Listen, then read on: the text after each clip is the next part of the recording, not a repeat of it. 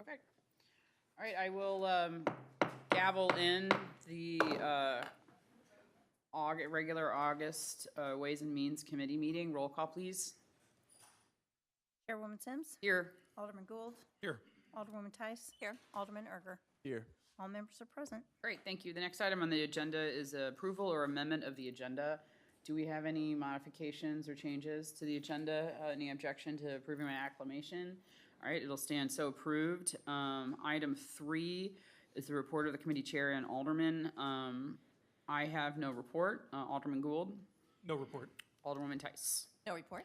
Alderman Erger, excuse me. No report. All right, item 4 on the agenda is the city administrator report. 4A is the Missouri tax-free weekend. It's Christmas season in the summer. We are going to be participating starting this Friday, August 2nd, through Sunday, August 4th, back to school. It's called the Missouri Tax-Free Weekend. You know, for many years, so today's my 14th anniversary with the city. Oh, congratulations. Thank you. It's just like yesterday. For many years, the city opted out of the Missouri tax-free weekend, but in 2021, Senate Tax Bill 153 made it such that municipalities within the state could no longer opt out of the sales tax. So we will be participating. I just wanted to bring that to your attention. Great, thank you. Item 4B on the city administrator's report is property liability insurance renewal slate coverage. We are seeing a $30,000 increase in our property insurance renewal. The month of July is when the city starts a new year on insurance coverage for health, vision, workers' comp, general liability, auto, property. And the carrier has been the Chubb Group for many years. But if you have had a personal experience or have been reading the paper, you will be reminded that we have seen significant loss in our region.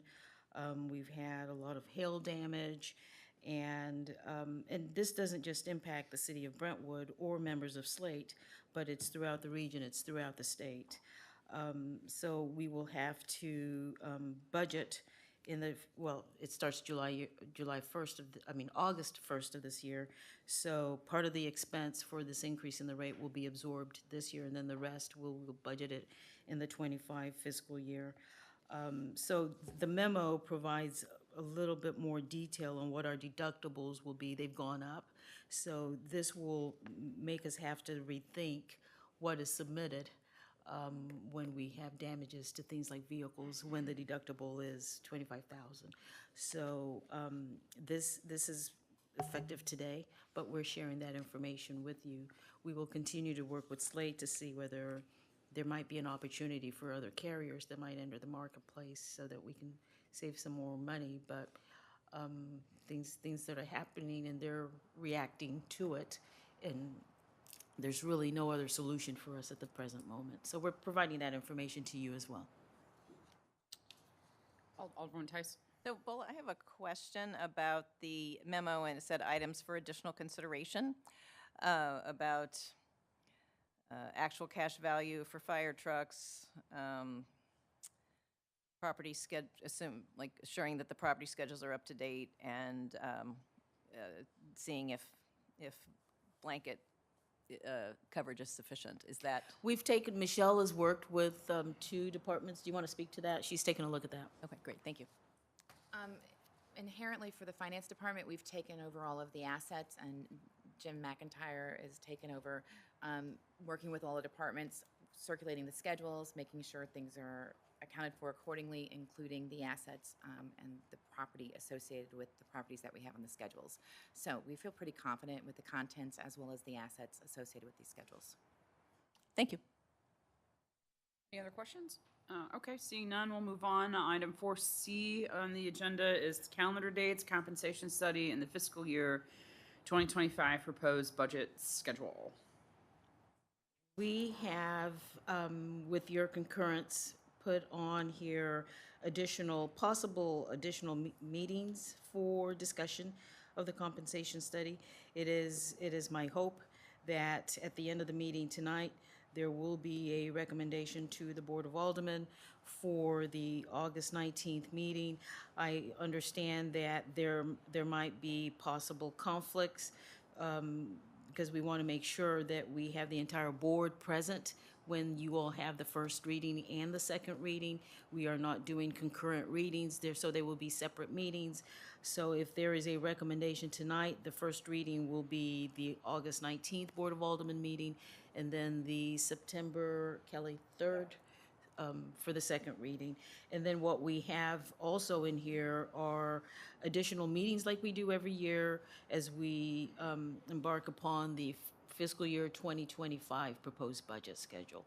So if we get through items sooner, then we don't have to have all these meetings, but at least hopefully you have taken a look at them and maybe plugged it in your calendar and tell us that you are available for all these meetings.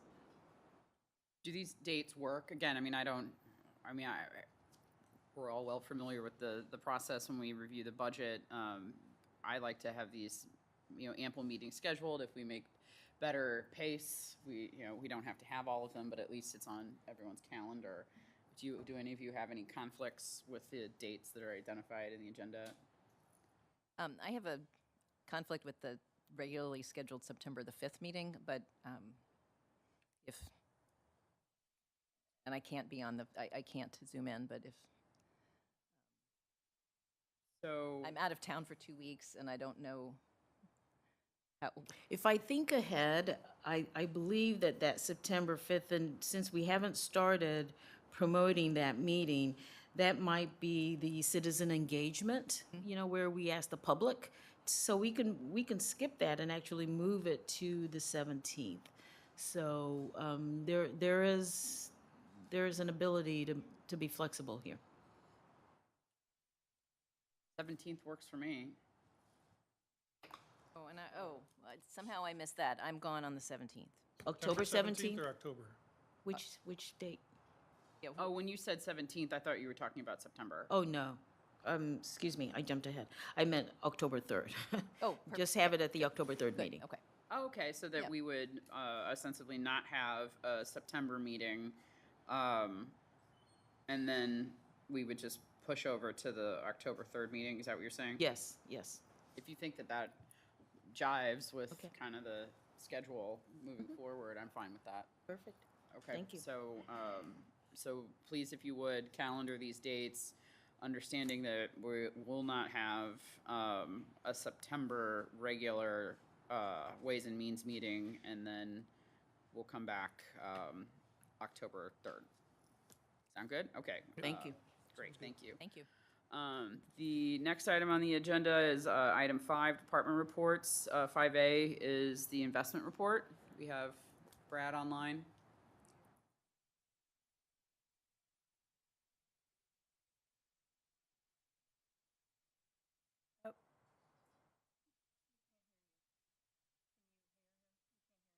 Brad, we're not, we see your lips moving, but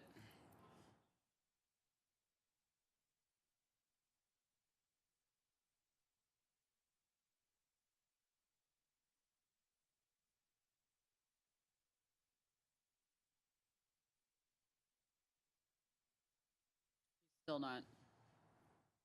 still not hearing him.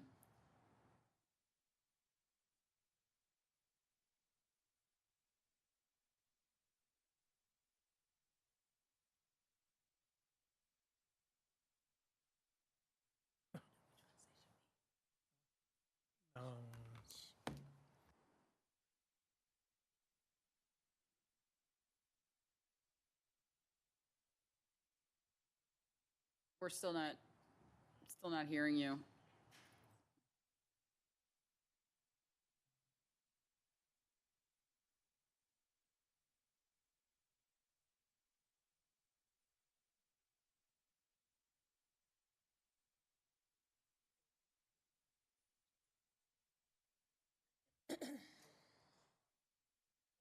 No, he kind of charaded that he was Brad, it's like us.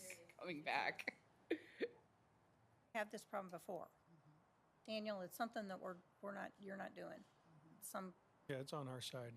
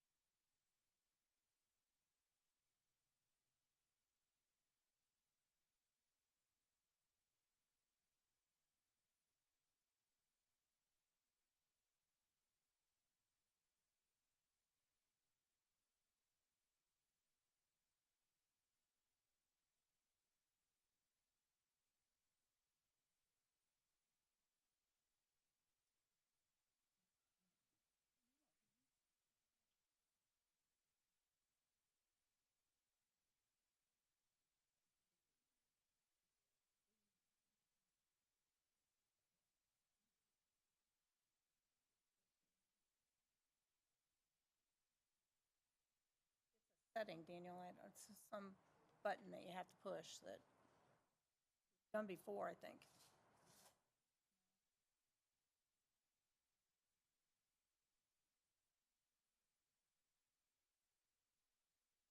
Called in with that. We need to fix it.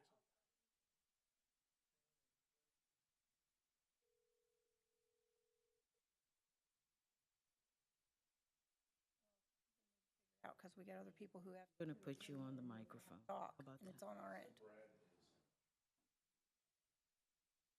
Is Brad, are you on mute? But it looks like your microphone might be muted on your end. Well, no, and thank you for pointing that out. It looks like the icon on the screen.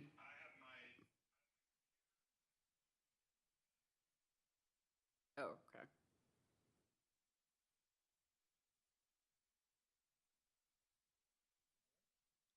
All right, well, we'll see how this works.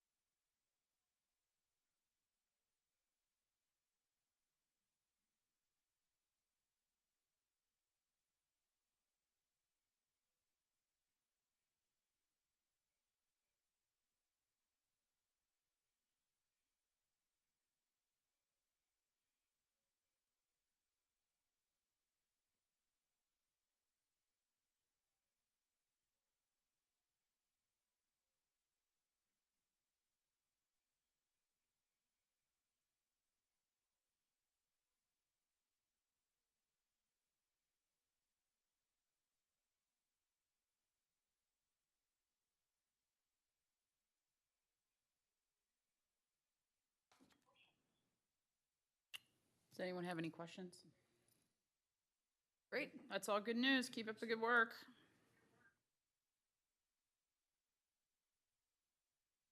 Sorry about the audio difficulty. All right, the next item on the agenda, 5B, is the financial statements. Yes, good evening. And in board docs, there are several documents. The June 2024 financial statements are enclosed. We're halfway through the year, and no major real highs or lows. Everything really is holding fairly steady. Sales tax is coming in currently anywhere between 7 to 12%, depending on the fund. The use tax is holding really steady and looks still really well. No major overall concerns. Interest income, as we've sort of discussed and will address with the revenues and the current revenue projections for 2025, currently exceeds the adopted budget, but we sort of knew that they would. And as Brad indicated, we've pretty much are starting to ladder out into 2027. So these rates should hold up into 3 years. So I feel pretty comfortable with that. The legal expenses are running higher than normal at this sort of stage in the game, but some of the pending issues sort of speak to that directly. Any immediate questions when you look at the June financials? Internally, we're getting financials turned around within the first 10 days of the month, so we'll have July done, which will be helpful with budgeting and just continuing to watch trends and have good conversations as we continue to walk through the financials. Great, thank you. All right, we'll move on. The next item on the agenda, 5C, is the Economic Development Sales Tax Update. At last meeting, when we had several requests and talked about the compensation study and talked about the consideration of moving $1 million into EDST for further debt service payments, there was a concern about the budget and about how do we make that potential final payment in 2043. And speaking with UMB and finding out and having further discussions, when we issued the certificates of participation, they set aside reserve dollars that prepare us to help make that final debt payment. So part of the reserve dollars, $6.2 million, are set aside to help with that final payment. So the city will still they'll still have to make the about $6 million payment that they currently inherently make right now. So we won't have a large payment to have to make. We have those reserve dollars currently set aside. So as we move into 2025, we will change this schedule and the budget book to show that. The board docs uploaded in that sort of show the impact of that and how we get there. So the good news is there's $6.2 million of reserves. In the board docs, it also sort of shows the audited statements from 2023, which just supports the conversation. They are noted in the audit, currently at right around $6 million. They'll continue to gain interest in items on those dollars. UMB did confirm the 6.2. That's where that came from. So are there any immediate questions? Alderman Tice, I believe you sort of brought this issue up, and it was a concern and a valid one. Any immediate questions on this? I had a question about as we got down into the revenue forecast, there was a document in the revenue forecast showing pulling out the $1 million, and the numbers there didn't jive with the schedule of the payoffs, but it wasn't the complete set of expense projections that you showed us, so Correct. We had an offline conversation. So the revenue projections that are coming do not show a holistic picture about how these items will occur, because it requires the expenditures and the transfers to sort of be able to connect all of the dots. The revenues strictly show the potential revenues and for the revenue conversations, but the expenditures and the transfers show the holistic picture about how this would and could occur. All right, are there any other questions? All right, seeing none, thank you. Item 6 on the agenda is a consent agenda.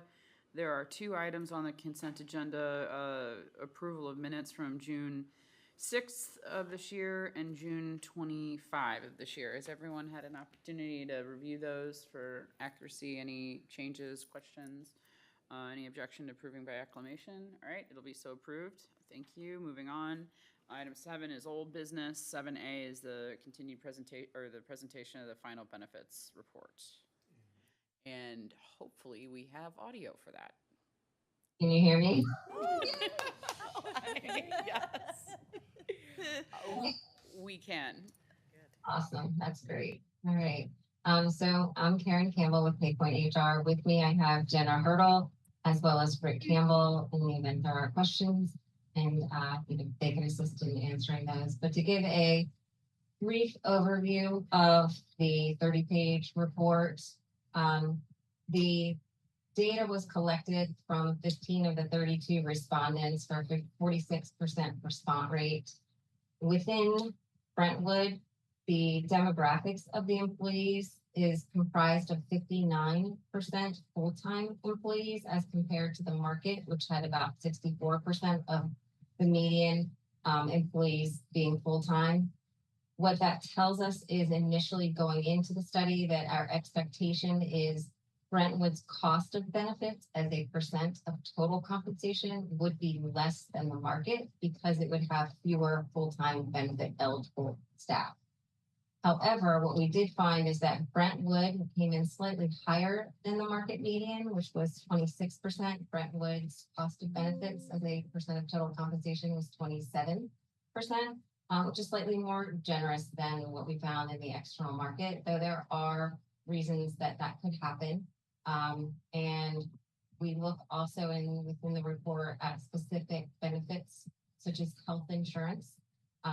With regards to health insurance coverages, medical, dental, and vision, like the market, Brentwood offers all three types of plans. As far as the quality of the health coverages, for the medical coverage, the out-of-pocket maximum, which would be the most an employee would expect to pay in the event of a medical catastrophic event, was in line with the market. Deductibles prior to the insurances kicking in were also in line with market, as well as the co-pays for office visits. So the quality of coverage looks to be similar to that of what was offered in the market. Pay adjustments, it looks like Brentwood is in a highly competitive labor market, as 100% of the respondents have made across the board adjustments in the last year, indicating that they're trying to be competitive and keep up with inflation and cost of living. With regards to pension, Brentwood offers two types of pension plans. It offers for its general employees both the loggers plan and a 457 plan. Within the market for general employees, actually for all employees, 80% of the respondents offered a defined benefit similar to loggers. Only one respondent within the type of plan offered the rule of 80, where the age of the employee and the years of service needed to add up to 80. Loggers did not participate in that, similar to most of the other comparators. And as far as the final average salary, the market was predominantly using 3 years as its FAS, and it was part of our commentary that it's possible 5 years of an FAS would possibly discourage employees switching from one loggers employer to another. And while loggers is a beneficial offering, it does make it more competitive in the market for labor because employees can more easily switch between employers. In addition to the type of plan that Brentwood offers for general employees, currently the city offers the L7 plan, which uses a 1.5% multiplier. However, most of the respondents offer a plan that has a higher multiplier. And in addition, the contribution amount that Brentwood gives of 4.4% is lower than the market. However, I believe it was 53% of the market requires employee contributions, which Brentwood does not. So that was a bit unique there. With regards to public safety has a city administered pension plan, as well as the ability to participate in a 457. And in the market, the majority of public safety employers offer a loggers plan, not a city administered type of plan. But what we did find is that the contributions of Brentwood for public sector, public safety is much higher than the median of the market.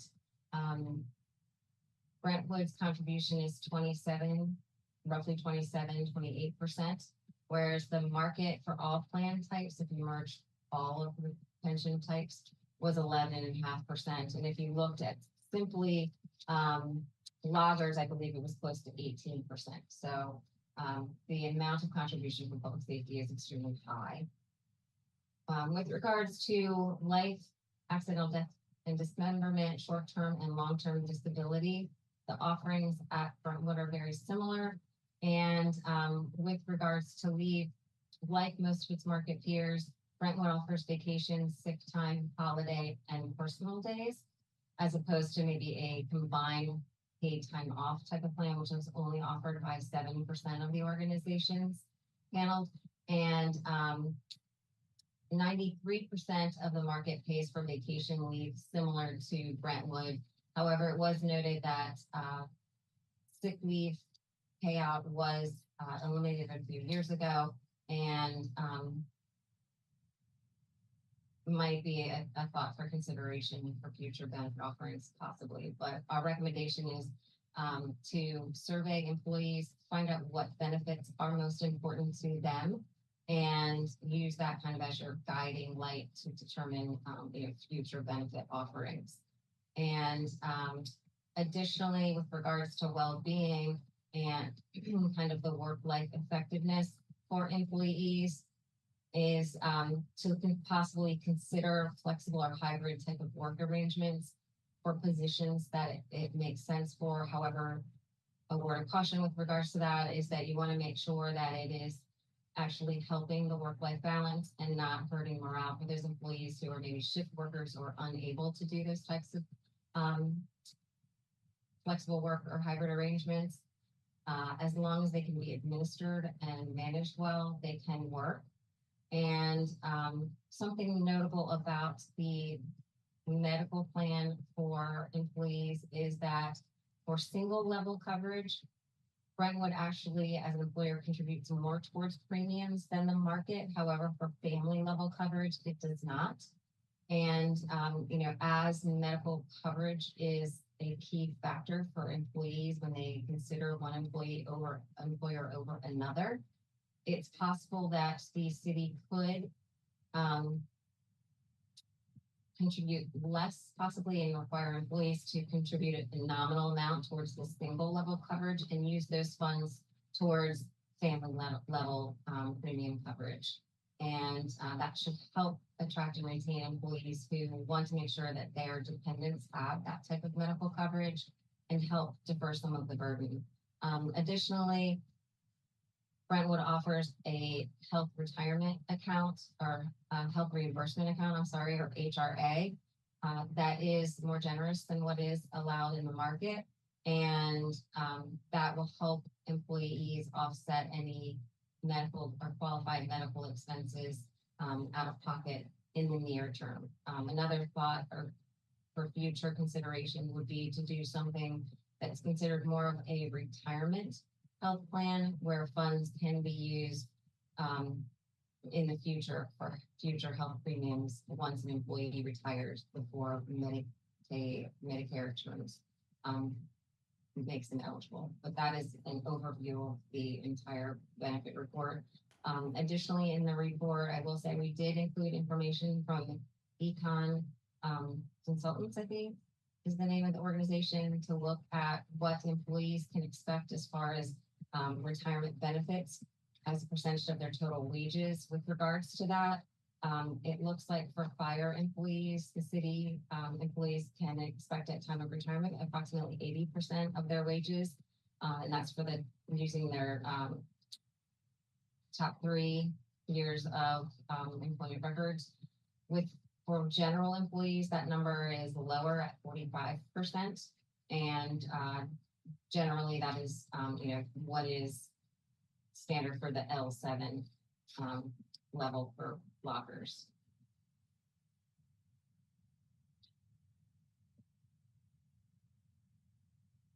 I'll open the floor to questions. Any questions? Oh, you gave a very thorough presentation. That was helpful information. I'm just kind of surprised there were no questions. Um, all right, well, I'm not, You know, I think in response to the employee benefits survey, and this is from the meeting we had the last meeting, I believe we were directed to do an employee survey so that we have a better sense of what employees are saying about the city's benefits. And so it is much later. Item B, Item B, yes. new business. So if you want to kind of move that up, since we're talking about benefits now, perhaps you want to consider that, and Tangela can come and share the reports of the employee survey. okay, so I guess we'll move item 8B into item 7B. Is that, any objection to doing that? All right, it'll stand by acclamation. Take us away.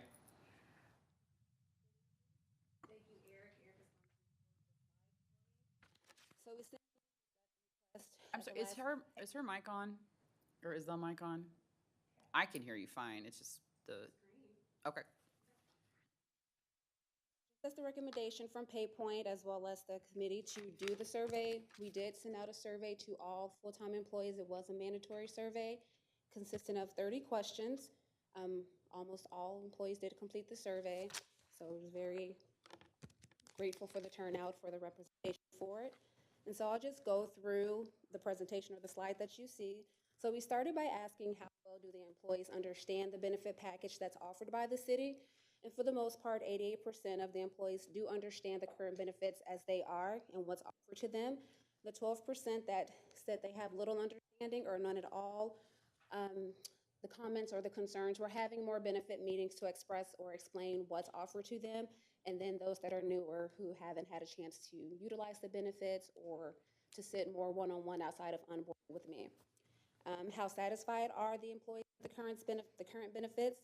31% are not satisfied, and as we go through the presentation, you'll see that there's a trend related to the salary, related to the cost for the healthcare coverages, and PTO and retirement, which is in alignment with what we see from the report from PayPoint.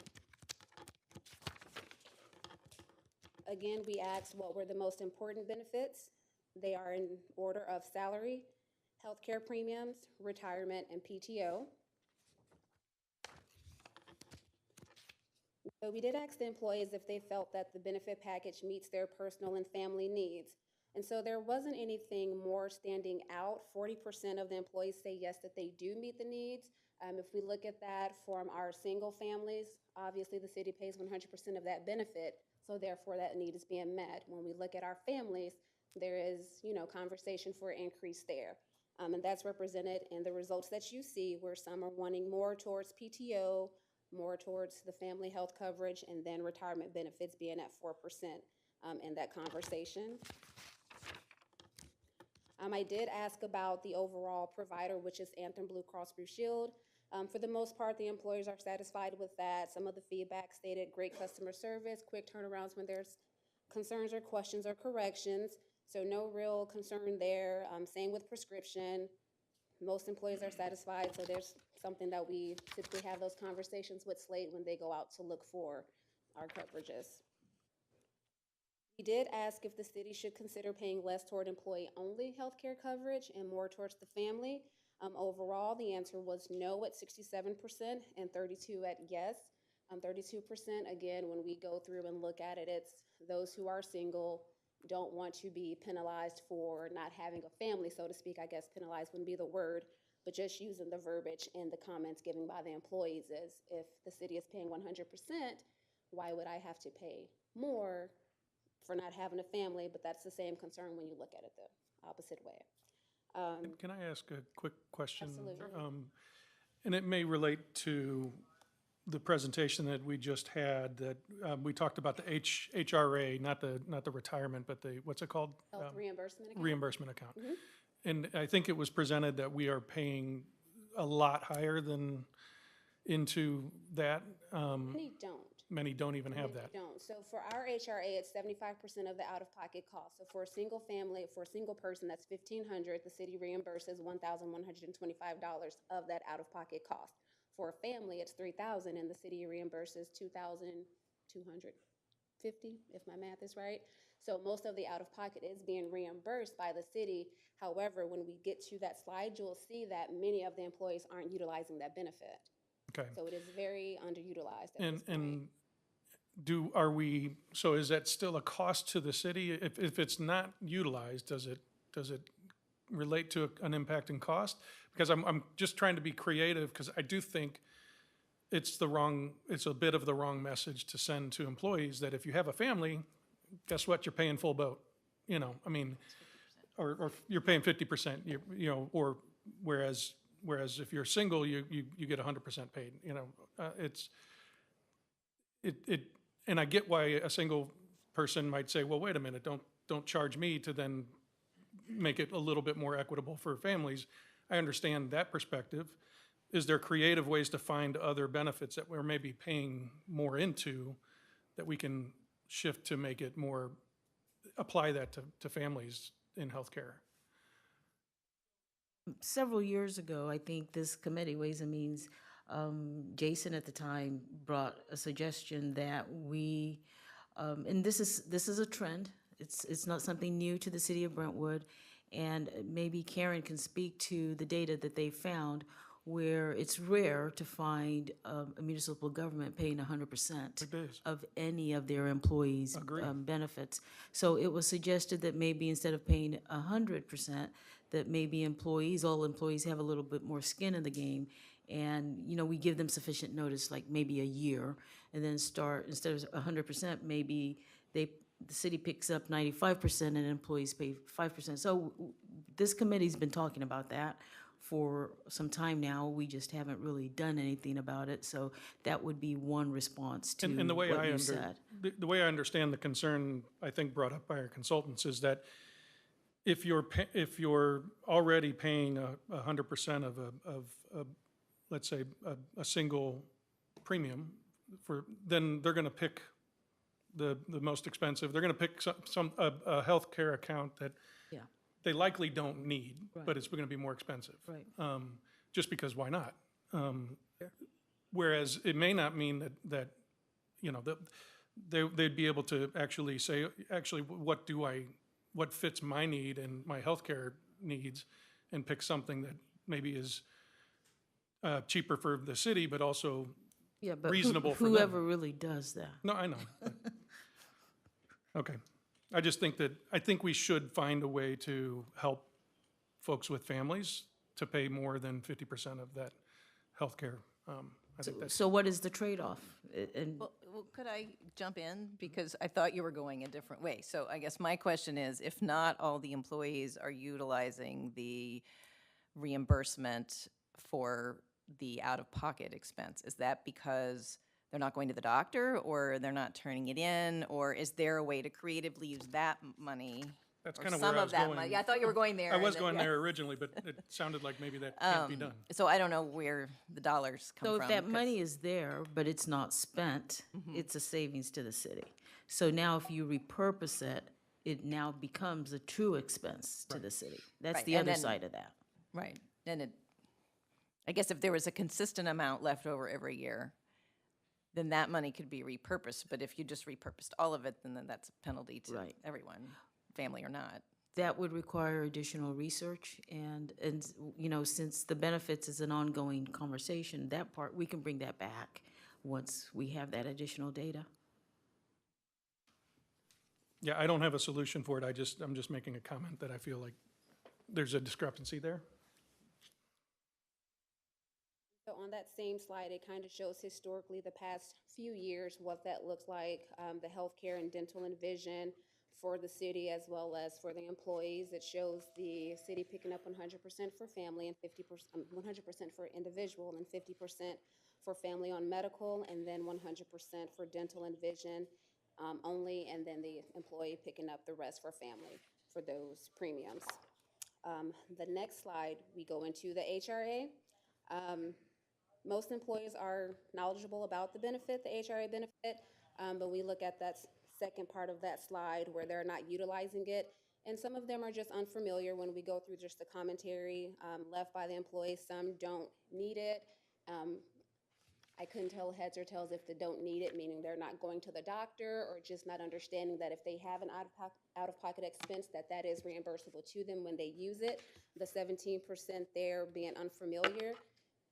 My best guess can be that they just don't understand that is a benefit for them to kind of help offset that cost, that out-of-pocket, to lower the amount of money coming out of their hands or the city giving back to them. The untagged portion is 0, but you'll see that in a few slides. Untagged is just those who did not have a response or put no comment. So then we talked about the city's flexible spending account, the FSA. So we have two options. We have your traditional flexible spending account, and then we also have a dependent care flexible spending account. When asked if the employees are familiar with it, many are. 41% say they're somewhat familiar with it, 18 very, and 11 being extremely.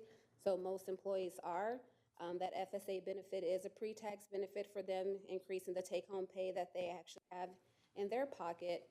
The differences in the two is the FSA is a prepaid at the beginning of the year, whereas the dependent care, it becomes available to the employee as the contributions come from their payroll deduction. That does come up in a trend of how we can improve our dependent care benefits. It's just one, making that a city-funded item.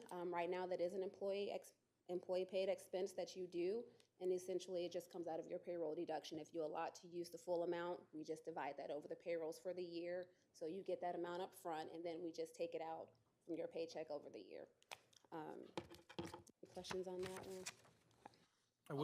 I will note that most FSAs in the private sector don't have carryover. So to see that we have some of that dollars being able to carry over is pretty impressive. There was conversation to increase the carryover. We don't have control over that, unfortunately. That's handled through ASSIFlex, but just to have some carryover is a benefit. But there were comments to increase the amount of carryover for those who anticipated more than they needed.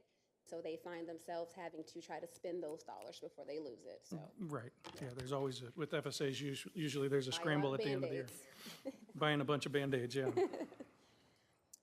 We talked about wellness programs, if they're beneficial. We didn't spend too much time there. Most employees said yes. We recently did a wellness program. We definitely plan to utilize the wellness grant that Slate offers us each year. I don't know if Jason in the past have ever asked for any additional dollars to those grants. I may in the future. But right now, we do plan to utilize those wellness grants to continue building programs. We did ask what motivates the employees to participate in that. So we got good feedback on gym memberships, the biggest things being monetary incentives that they want to see. So there's just ways that we would have to do it. Slate does limit how we can use those grant dollars. So that's just more of a conversation with our rep to see how we can do that and make it more monetary for the employees.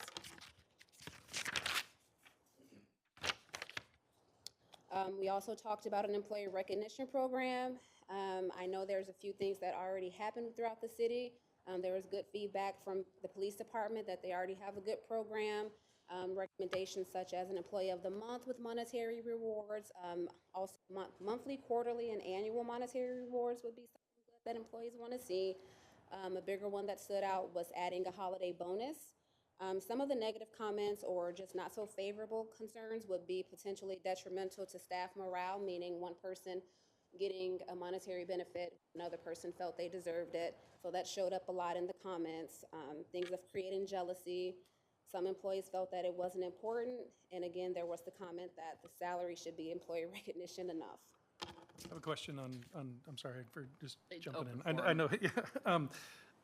Can we legally even have monetary rewards? I thought that there was concern that we can't actually do bonuses, traditional bonuses or monetary rewards, because it's not Yes. compensation The for city time. attorney would have an opinion on that. He'd have a, Yes. he'd squash that, Exactly. so. Okay, So then we moved on to talk about the PTO paid time leave or unpaid leave. So we talked about vacation, family medical leave, act, sick leave, short and long-term disability, military leave, workers' compensation, all the above. Some of the suggestions, because that is one of the bigger trends of wanting to see more PTO, The biggest being restoring some type of sick leave policy where there's payout by transfer or buyback. Another bigger concern was one lump sum PTO bank versus the separation of vacation and or sick. And then there was the conversations or comments regarding flexibility and work schedule, which Karen talked about too, but that's a very fine area where you can see your in-office employees that can do that, where we have officers who can't necessarily participate in that type of benefit. We asked if the employees felt that they had adequate paid time off and if they could use those policies. And the answer was yes, for the most part, anyone that needed to leave was able to take that leave. With regard to staffing for certain departments, sometimes there's not enough staff for them to take the leave that they want if multiple people want to leave at the same time.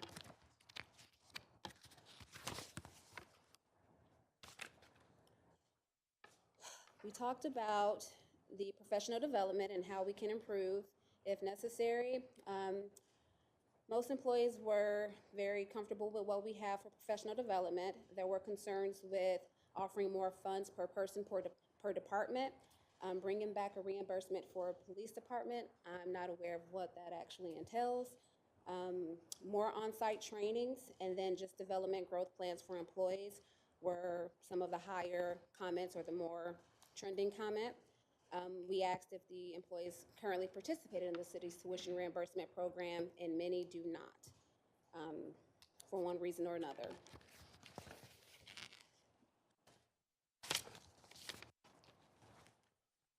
And so this next slide shows the different questions asked regarding the retirement plans, the pension, and loggers. And so the first question was asking the employees if they're knowledgeable about the plan that pertains to them, uniform versus non-uniformed. And for the most part, most employees know about the plan that's for them. PD, fire, pension, well-versed in theirs. Employees that are non-uniform, they were pretty knowledgeable about the loggers program for them. When asked if they were confident that they would be able to retire comfortably, 71% say that they feel they will retire comfortably with the current plan that we have in store for them. Those who do not, that is the 22% and the 5%, are employees who aren't familiar with the plan or those who are new and don't necessarily understand what loggers is and have never participated in loggers as well. So we did inquire about loggers employee contributions. That was a conversation in PayPoint's report, if employees would be willing to participate and to also contribute to it. And most non-uniformed employees said yes, they would do so. When we look at loggers, the different plans require, if the city does consider that, or if that's a conversation in the future, it's all the employees and not just one. So it's not, I choose to do it, but this person choose not to. If the employees contribute, it's all the non-uniformed employees contributing that percentage that is selected. And so with that information, 45% said they would. The 44% is, of course, the non-uniform because they have the pension plan. And then we did ask if employees contribute to a different retirement savings, not the 457 that we offer through Voya or loggers or the PD fire pension, and 68% do contribute to another type of retirement plan in addition to what the city does offer.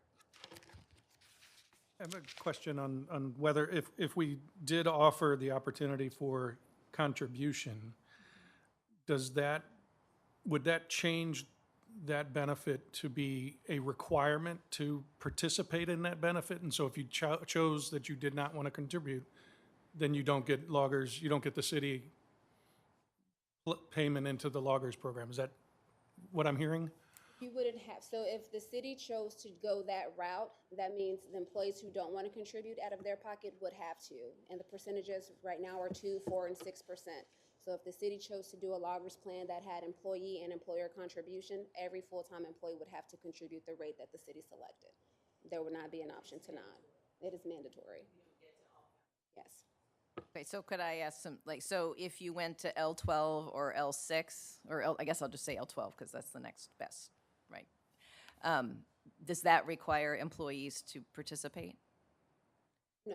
I don't have Karen's Any slide up. plan, any loggers plan would require employees to participate. I don't think that is one you get to opt out of. Right now, the city's contributing 100%. So if we were to go to L12, in order to make it work, then we would say employees would contribute a percentage of that so that the city would not bear the entire cost. Right, so I guess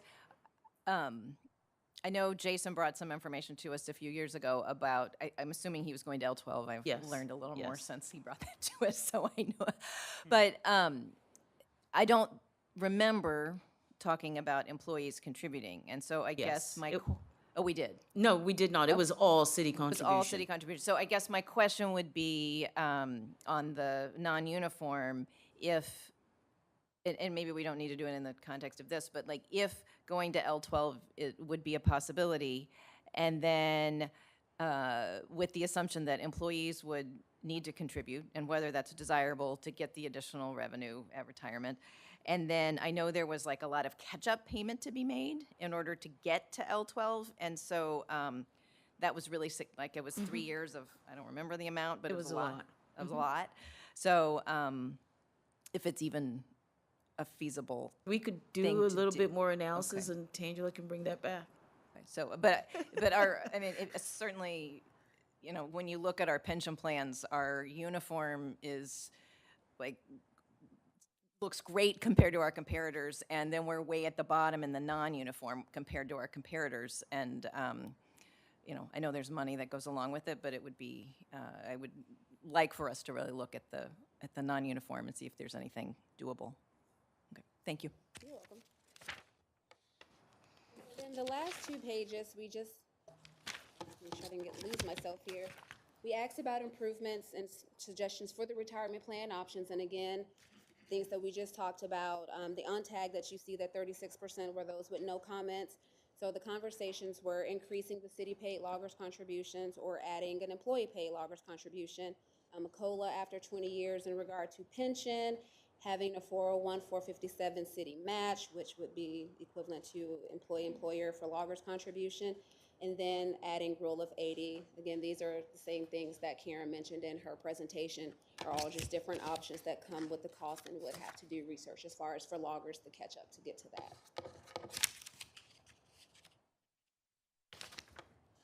And so lastly, we asked if there are any additional benefits that they would like to see offered should the opportunity arise. The highest one on there is salary. What you see is a word cloud, and it basically just took the most common words utilized in the conversations and comments that the employees put. But what I did was just went through and added tags to them to see which one stood out the most, and it was salary, increased PTO, and then sick time payout. Those would be the trends, and that was the trend throughout the entire benefit survey. The same with the last and final question being, please just share any comment that you may have. The trend was increasing the salary, more PTO, and then just helping with that healthcare premium for the families. And so everything that came back in that survey from the employees was very much in alignment with what was presented from PayPoint. Any questions? Alderman Tice? So, we've done the survey, all the employees took part, except for, I mean, pretty much all of them. And I sort of think there's nothing worse than doing a survey and then like not doing anything. So we did this survey, and clearly salary is the most important, but is there anything in here that you felt like was overwhelmingly more important than salary? From the employee's perspective? From the employee's perspective, like because like there's a limited amount of resources that we're dealing with, and so is there something that was so overwhelmingly desired that it would be better than salary? I don't know that that's possible, but I just wondered if that's something that. Or the other point of the survey is to find areas that we're maybe spending that maybe people aren't utilizing and aren't interested in, and could that money be reallocated? I think there's sort of 2 parts of that question. Yeah. Well, reallocating funds is a different conversation. That's one I will say for Michelle. But the benefits, when I put them in order, what's most important would go back to question 3. Next to salary was healthcare, and then those retirement benefits and PTO in that order. I think probably overhauling PTO could be done in a completely separate discussion. Is that something that you felt like was so overwhelming enough that you want to do?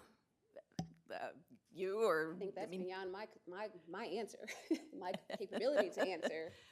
I mean, so when you talk about PTO, maybe it's combining sick and vacation.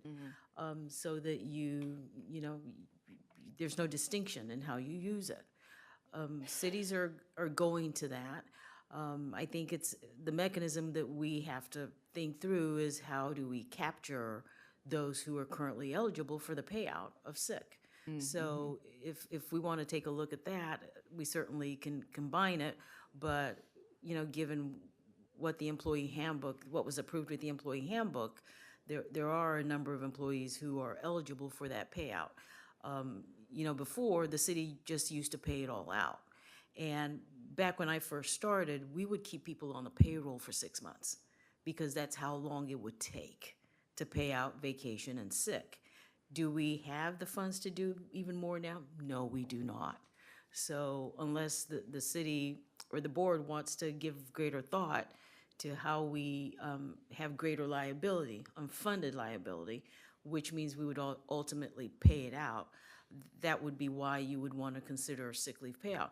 And also, for those of you that were not here, the reason why the city chose not to do sick leave payout was because when the state auditor audited the city back then, those were one of the things that they said it was not common, the city should not do anymore. And so we were just going to freeze those who were eligible for it at that time and then not do it. So those are some of the considerations that you should give thought to as you move forward, whether you want to roll back and all of a sudden start to pay it out. Yeah, well, I was actually more thinking PTO. I mean, Yeah.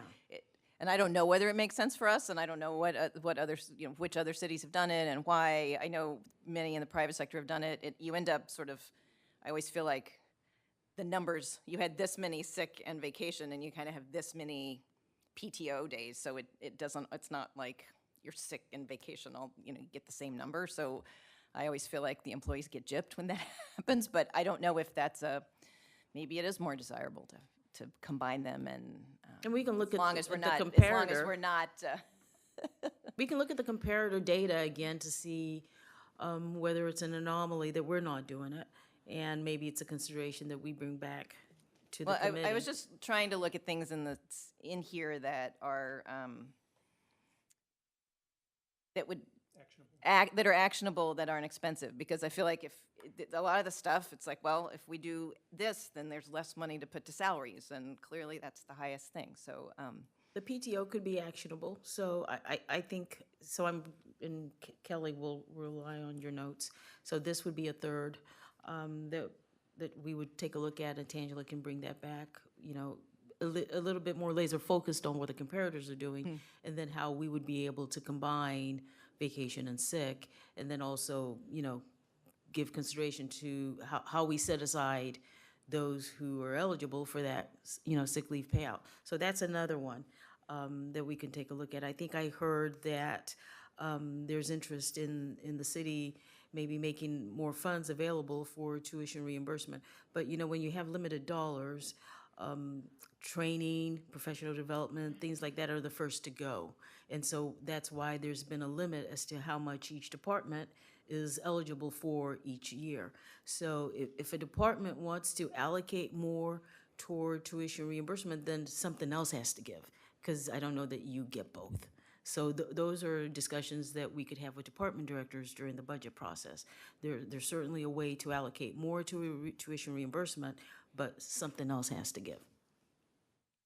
and then now, just one other thing, like, there were lots, I mean, I skimmed through all the comments, there were lots and lots and lots of comments, but even like the one little one that struck me, then I thought of it because for Brentwood Days, we have employees who are able to participate at resident rates for the wristbands, and somebody mentioned doing the heights, and I'm like, well, of course I didn't even think about that, but like, of course our employees should be able to use the heights at resident rates. So there may be some smaller things that didn't rise here that might be actionable and impact some people, but, or, you know, might be a good So benefit. Richmond Heights would allow our employees to use the heights at resident rates, but the city, someone would have to pay, you know, that difference. And so that would be a consideration Have to budget for. it, budget bud- for it. yeah. Budget, exactly.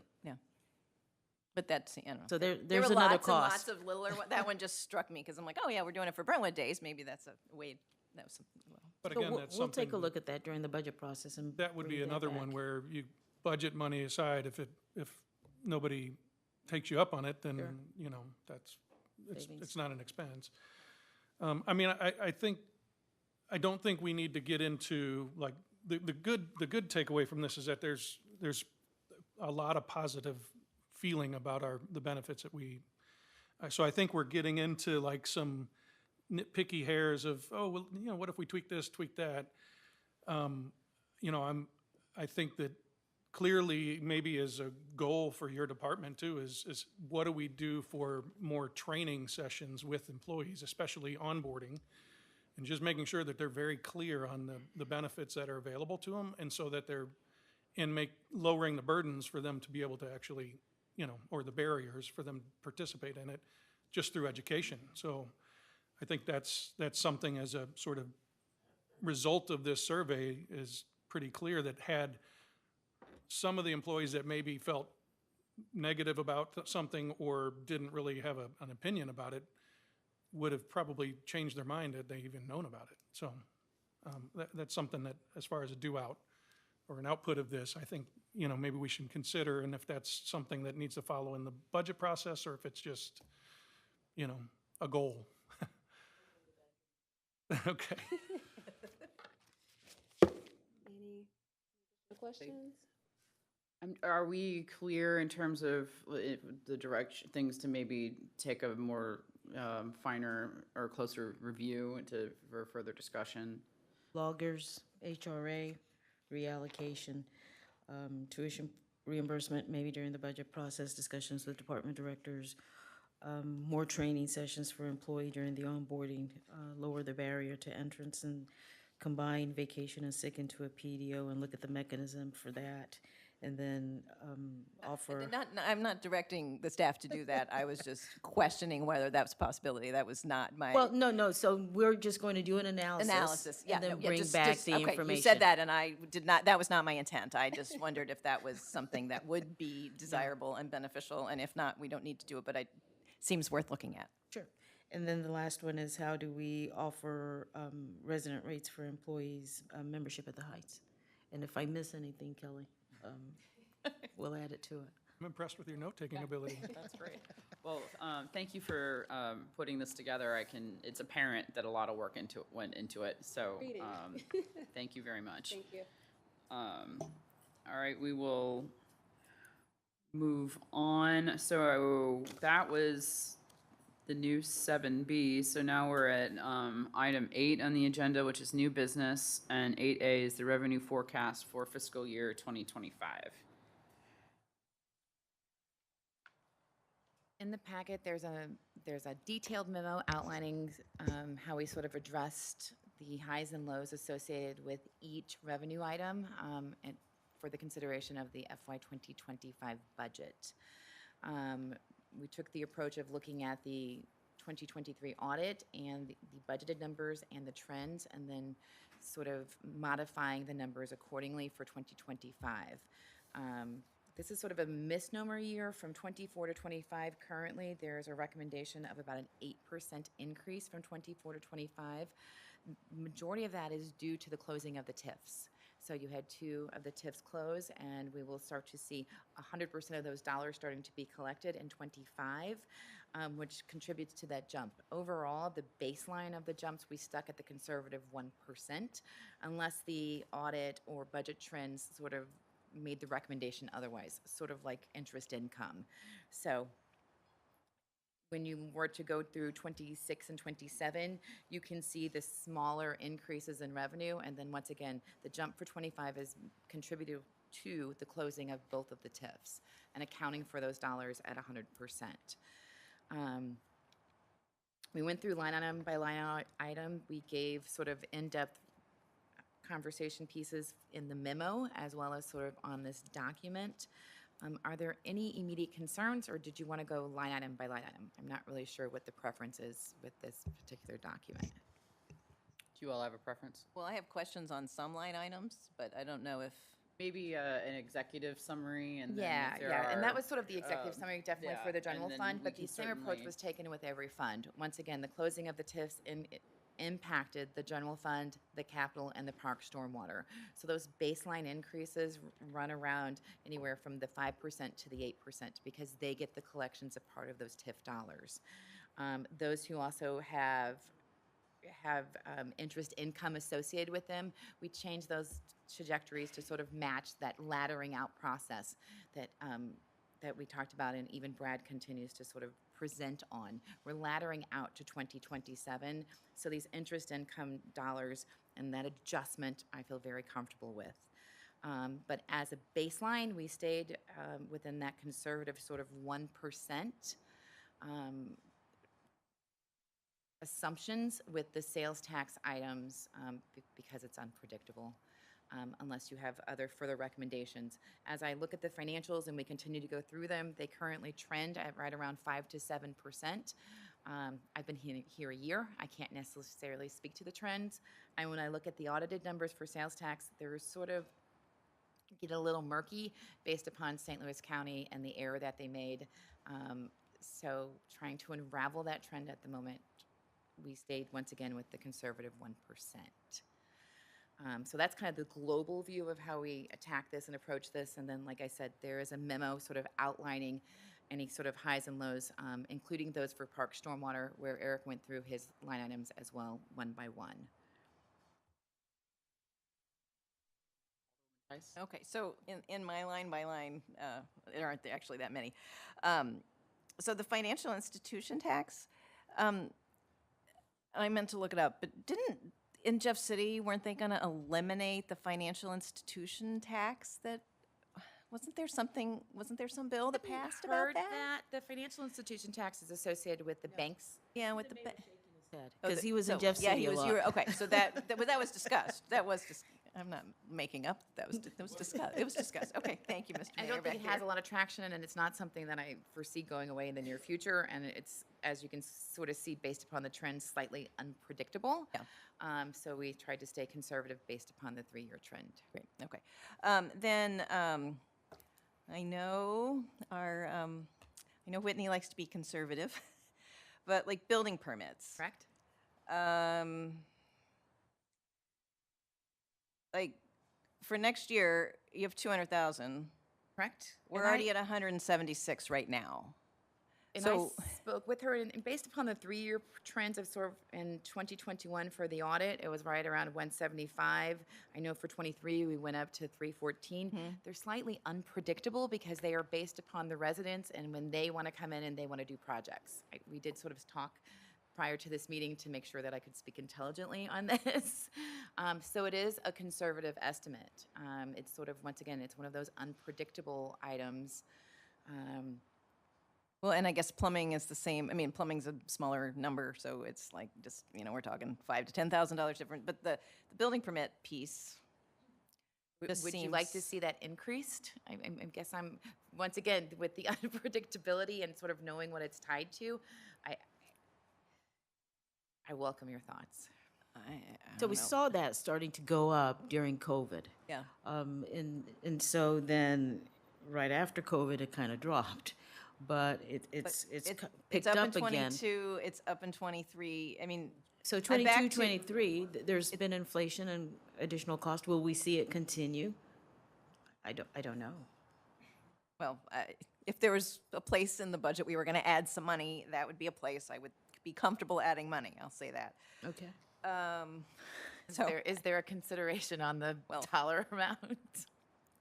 I think now would be a time to get direction on if we should increase that more and by what percentage, or if it's a flat amount.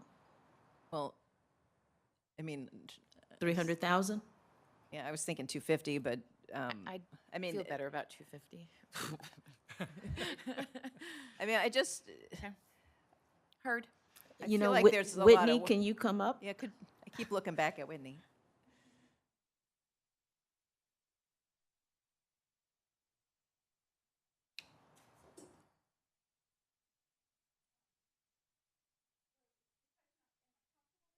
Well, yeah, are you comfortable with 250? It's hard to say.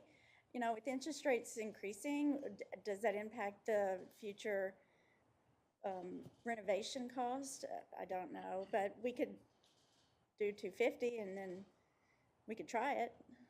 I mean, interest rates supposedly are going to come down in the fall, so, that's what they were saying this week, so, at the Fed. So I don't know. It seems like such a low, if we're already at 176,000 for 6 months this year, we were at 313 the year before, we were at 240 in 2022. I mean, maybe we do 240 because that's what it was in 3 years, We could, well, and the other thing that just occurred to me is, again, last year, the building permits started from January to June was at 6 per thousand, and we increased, in July, started the new permit fees at 7 per thousand.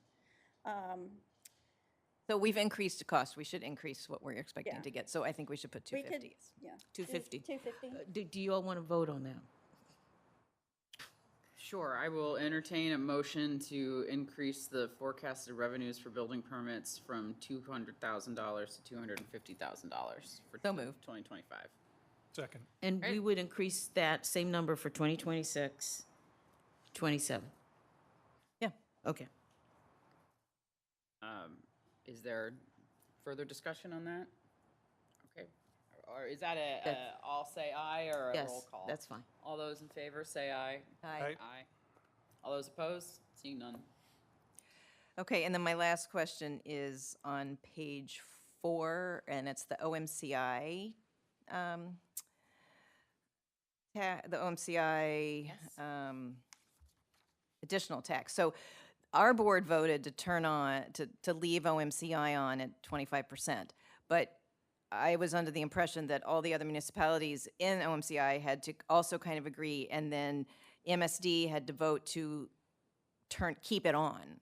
So I don't think we should be putting this $69,678.50 in our budget until we know whether it's turned on, unless I've missed a report on that. No, it hasn't happened. But we're anticipating planning for the future. So what we could do is leave it in there, but flag it so that before the budget is adopted, we can come back and make the change. Right, okay. I just wanted to make sure that we're not counting on that 70,000 when, yeah. Okay. Okay, that's all I have, thank you. Are there other questions? I guess that was further. No, that's good. So we did use this Presentation. data to sort of then go back into the compensation study and then modify those revenues based upon the approach and the review. And then I'll further use this data to start the 25 budget process as we continue to have those conversations. So once again, this will remain a working document and stay at the conservative 1%. And thank you. Great, thank you. The next item on the agenda, 8C, is the recommended compensation philosophy. So as, Eric, if you want to start walking toward the podium. As Michelle said, there were some changes in a positive way to the revenue numbers, and Eric will highlight that in addition to the changes that were just made to the building permit. If that doesn't make it, I'm gonna really hide under a rock. So not to belabor this, I mean, this is the same presentation that was at the last meeting that was put together by Tangela, Michelle, and myself, along with Wola. So it's basically the same stuff. So not much of this changes. I'm happy to go back to any of it, but the real kind of meats and bones is when you start getting to some of these budgetary adjustment and recommendations, and what that does to everything. So if you look at the 50th percentile, but what this does is after Michelle's review is that we're at, and now that additional 50,000, Fund 10 has an additional $255,000 of revenue.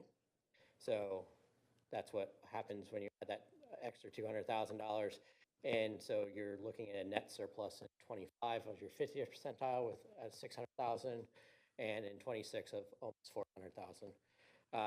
Concurrently, with Fund 50, there's about $180,000 additional revenue. Most of that's the sales tax. Some will decrease with the OMCI change if we make that. But still, you look and there's 600,000 on both of those years of net surplus.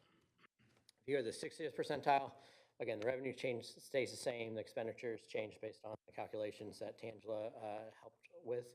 And so you're still seeing a positive net surplus in 25 and 26 in both Fund 10 and Fund 50.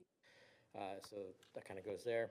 Where you start to see the change into a deficit is when you get into the 70th percentile. So in 25, you see in Fund 50 a $65,000 deficit, and that jumps up to $393,000 in 26. Fund 50 still can maintain that. They're still in a net surplus. But when you get to the 90th percentile, the 95th percentile, and I just lost my computer. But when you get to 95th percentile, they're both pretty hefty deficits. So, so that's kind of the really quick update of everything. Happy to take questions, but obviously now we're kind of at the consideration aspect of moving forward with compensation. Right. So the last page of that slide has a number of motions for your consideration this evening. You know, based on the analysis, financial analysis that has been undertaken by the team led by Michelle, and you know, when I talk about the team, it was Michelle, it was Tangela, it was Eric, and myself, who spent a lot of time reviewing the data. And, you know, there was some of the out-of-the-box thinking on how can we fund either the 50th percentile or the 60th percentile, or actually any of the percentiles, paying financial responsibility, you know, due diligence to what we've been entrusted to do without bankrupting the city. So for your consideration, you could either make a motion to set the employee compensation at the 50th percentile. The numbers show that we can pay that and continue to provide services to the city and keep the same number of employees that we have and continue to pay the same level of benefits that we have. Or a motion to set the employee compensation at the 60th percentile. Certainly, the city cannot afford the 70th or any of the other higher percentiles. When I talk about out-of-the-box thinking, a motion to utilize $1 million in the economic development sales tax to fund the 2018 COPS payment, and we ran this through the city's labor, bond council, Gilmore and Bell. We also talked to the city attorney about that, and the city within the state statute has the ability to do that.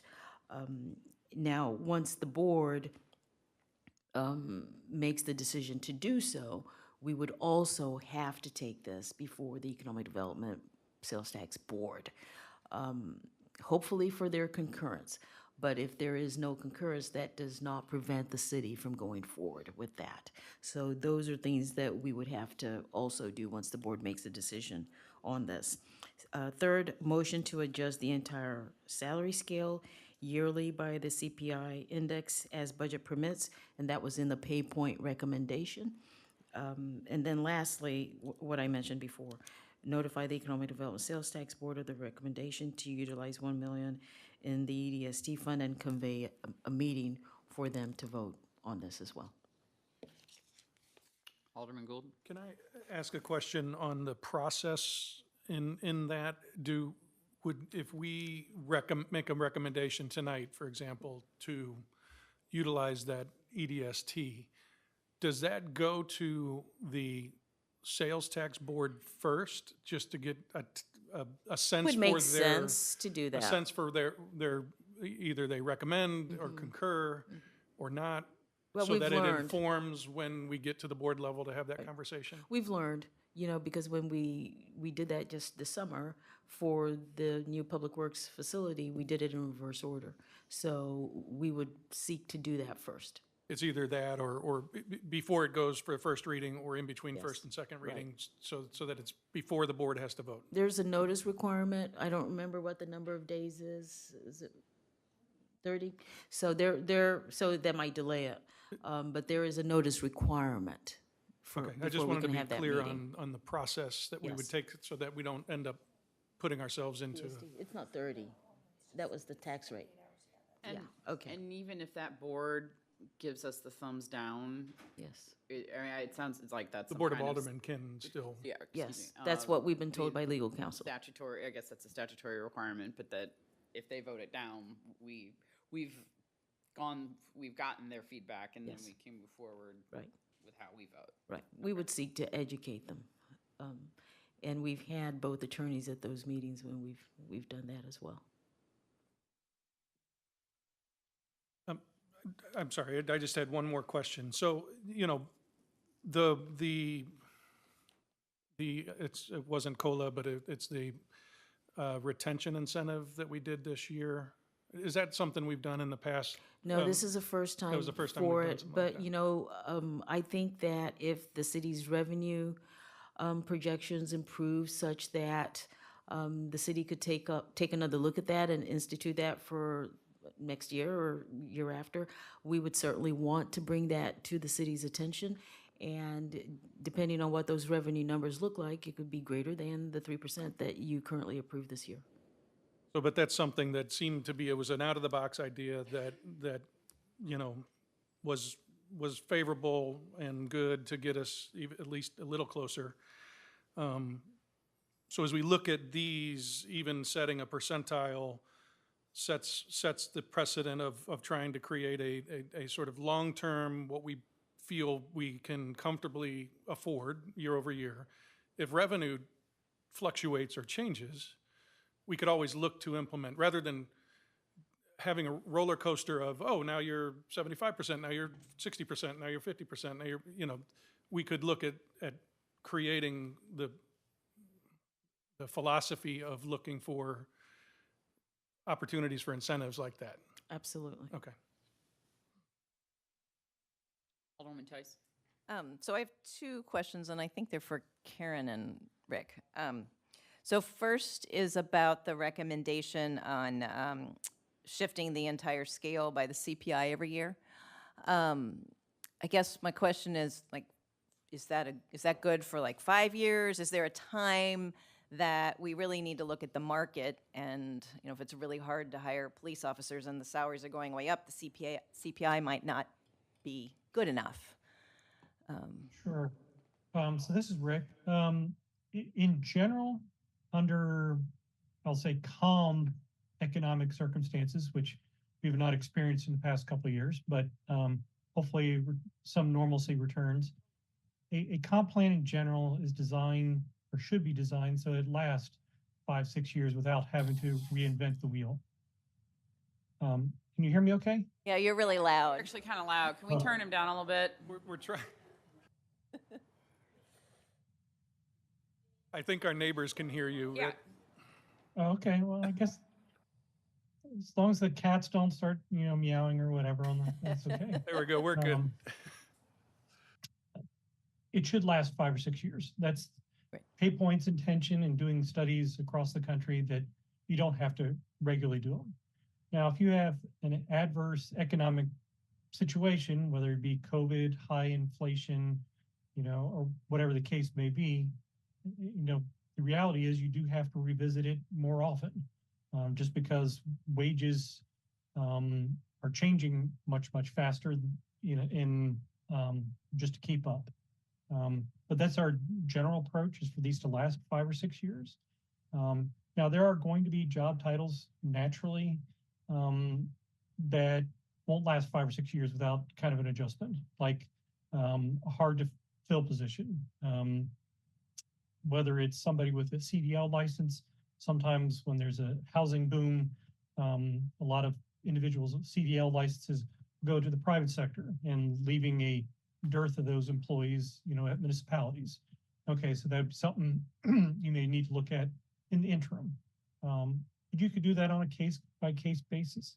Some of our larger clients have a program in place where they do a holistic review over, say, the course of 5 years, you know, once every 5 years.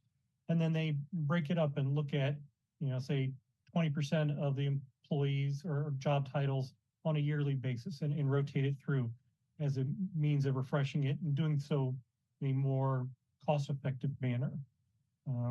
Yet again, other clients that we have, you know, when a new job title comes up, they ask us, to review it, for a, really small fee kind of thing, just to say, what is happening. Again, whatever makes sense for Brentwood, that's what PayPoint's going to do. Great. Okay, so that's super. Thank you for explaining that. And then my next question is about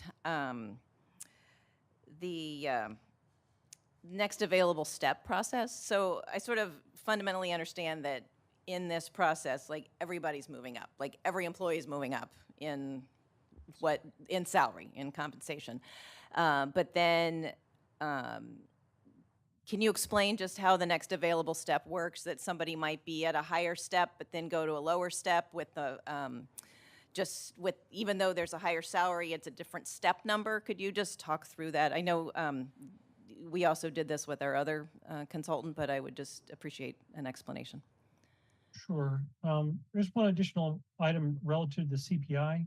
We typically recommend that you use like a 3-year or 5-year kind of average number, just because the CPI can spike high, spike low, and you would never want to have at the end of a year where inflation is, decreasing, and then the recommendation is that wages would go down. So averaging can kind of help smooth out the peaks and valleys.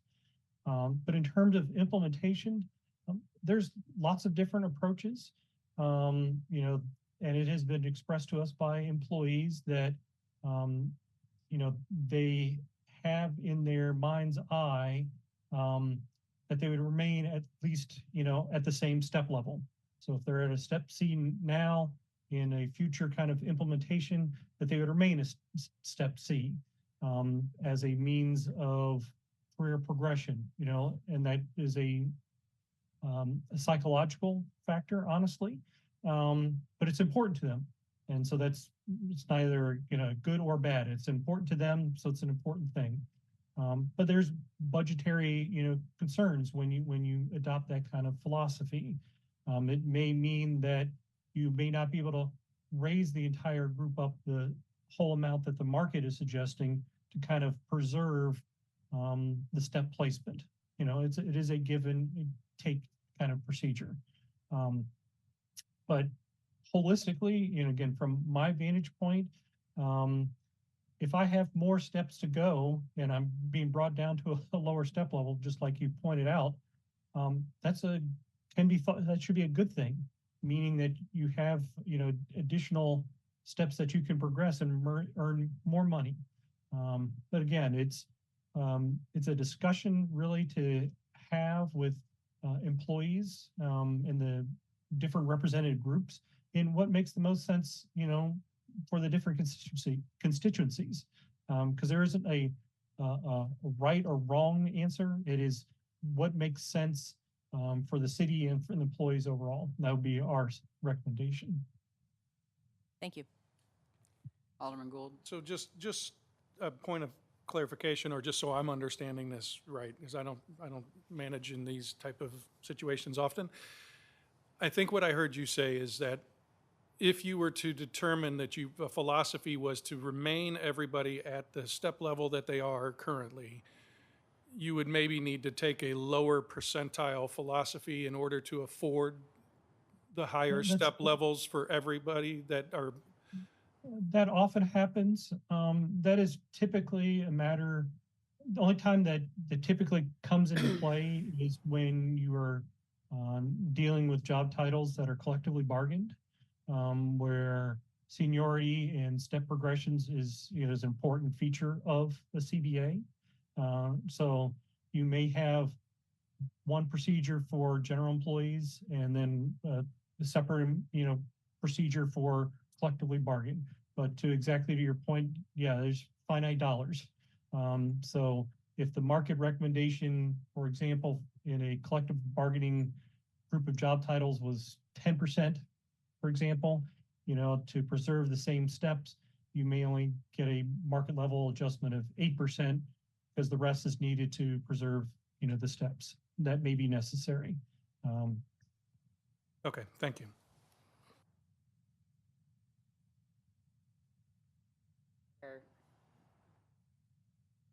Other questions?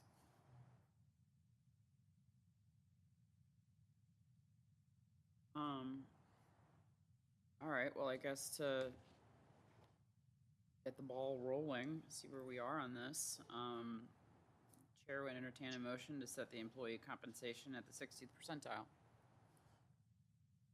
So moved. Second. Okay, there's been a first and a second. Is there further discussion on that motion? I'll just say, I think it's when we look at all the factors and, you know, to what Bola was suggesting, that we've got a fiduciary responsibility to make sure that this is something that we can afford to do. I think that what is interesting to me is it allows us to maybe have that consistency to forecast more predictively versus maybe making a decision now and then feeling like we can't afford it and have to continue to adjust. I think hopefully we get to the CPI index motion as well. I think by implementing something like that, it allows us to stay more current with market shifts much faster than ever previously designed. So what in our previous type of example, we would maybe be 75th percentile at the start, but by the time 2 years goes away and we haven't really made any adjustments, we're way off the mark. So I think that this creates a much more stable environment for the city and then also the employees to be able to understand how they're going to increase. I also will comment that I think the 60th percentile, everyone will get an increase. So it's not that anybody doesn't seem to, it seems like everybody still would have an increase in their salary. So those are just comments of why I support it. Further comments? Presumably, we will have lots of discussion Yes. at the full board, so I will, when all of our colleagues are up on the dais, I will look forward to more discussion. I am anticipating that there will be certainly further discussion and as to these percentiles. This is a recommendation in a committee. What ultimately is voted on is a function of what the board votes. It's compelling to me that if under the 60th percentile, or at least in a committee forum where we are now, the employees will see a raise. I still worry about the prospect of that grocery store sales tax elimination coming back on the ballot that would take 25% of our revenues away. So that keeps me up at night. And it was also compelling to me that we have the ability to, and I know I'm threading a needle here, it's because it's not a bonus. The retention incentive program, if it looks like, our forecasts are too conservative, that is an available tool. Because I think it is important to compensate our employees well and to retain them. I think that I want to commend the work that's gone into these several meetings. One of my goals in this forum is to get the information out there in time so it can be evaluated and questioned and picked over. So when it does go up to the board for consideration, because I am very cognizant of how important this is to our employees and to the city to get it right, that all the facts are out there. So this is, and I feel like we have done that at this committee level, and it certainly will be, so we'll be able to have the pertinent facts. So when this is further discussed in a full committee or in a full board forum, there isn't, in my view, a missing piece of information that hasn't been considered. So I thank everyone for a lot of work and time went into this. So Roll thank call. you very much. All right, I'm not seeing any further comments. Roll call. Chairwoman Sims, Yes. Alderman Gould, Yes. Alderwoman Tice, Yes. Alderman Erger. Yes. Carries by a vote of 4-0. Okay, next up, the chair will entertain a motion to utilize the $1 million in EDST funds to fund the 2018 COPS payment. So moved. Second. All right, there's been a motion and a second. Is there further discussion on that matter? All right, seeing none, roll call? Chairwoman Sims, Yes. Alderman Gould, Yes. Alderwoman Tice, Yes. Alderman Erger. Yes. Motion carries by a vote of 4-0. Okay, thank you. And then the next, chair will entertain a motion to notify the Economic Development Sales Tax Board of the recommendation to utilize the $1 million in EDST. So moved. Second. All right, we've got a motion and a second. Is there further discussion? All right, seeing none, or was that a hand? Oh, no, I did- sorry. No. Oh. Roll call, please. Chairwoman Sims. Yes. Alderman Gould, Yes. Alderwoman Tice, Yes. Alderman Erger. Yes. Motion carries by a vote of 4-0. Uh, The CPI. where is that? Oh, I'll make a motion to adjust the entire salary scale every year by the, Did I skip one? Sorry. you did. So by the CPI index, I guess my question for Rick, Karen, Michelle, should we do a 3-year average or a 5-year average? The data that's been presented does include the CPI index. So when we did this, and we did it for the 25, 26, and 27, we did it at an average of about 2.5 to 2.7%. So the data that we've included in the presentation when we put it together does an average right around 2.5%. Right, but I would think we need to do, like, the CPI does this. And so do we want a 3-year or a 5-year rolling average of the CPI for adjustment? Maybe that's a Rick question, since you brought it up for my earlier question. That's a great question, yes. Normally, I prefer a longer kind of a span of time. Mhm. I've even done in some projects, as long as 10 years. In our just collective, memories here, things have changed dramatically in the past 5 years. With COVID, Yeah. seeing, large spikes in inflation and everything else. So I would recommend at least 5, just to make sure that, employees there can, like you mentioned, have an expectation on how things are changing without worrying about, how dramatic the economy is changing on a year-over-year basis. So if those two choices, I would recommend the 5-year.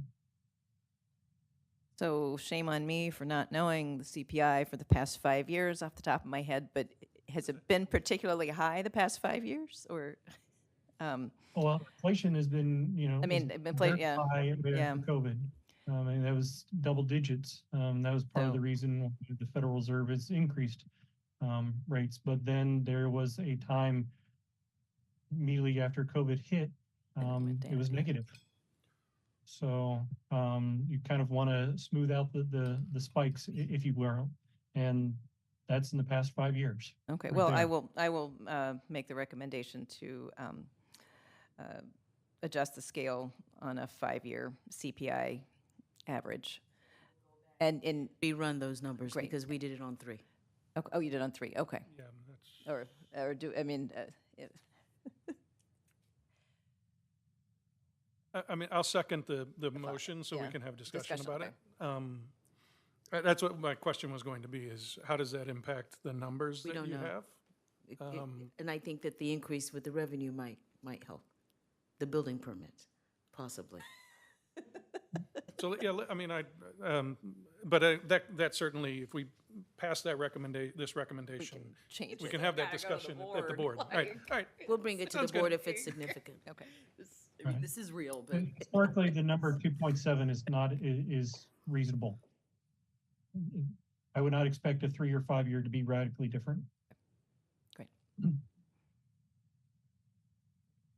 so since we are on the further discussion component of this motion, if assuming this motion carries, we'll have updated numbers Yes. to be able to review at the Right. board level. Okay. Are there other revenues you want to? Plumbing permits. It's a couple of grand. Squeeze every penny as well, we should.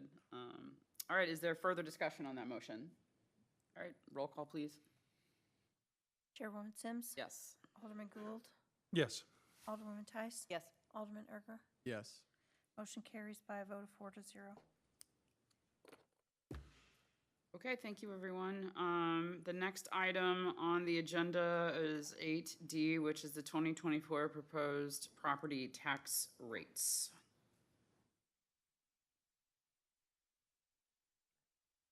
It is the time to start considering the setting of the tax rates. We're run into a bit of a timing issue. We have to post the publication for 30 days prior to the next meeting. So the publication this is the publication to be posted. We don't have final numbers. We normally don't get those till the end of August, early September. In order for Ways and Means to consider it, pass it to the board for a first hearing and potentially a second hearing, we need to start the process now.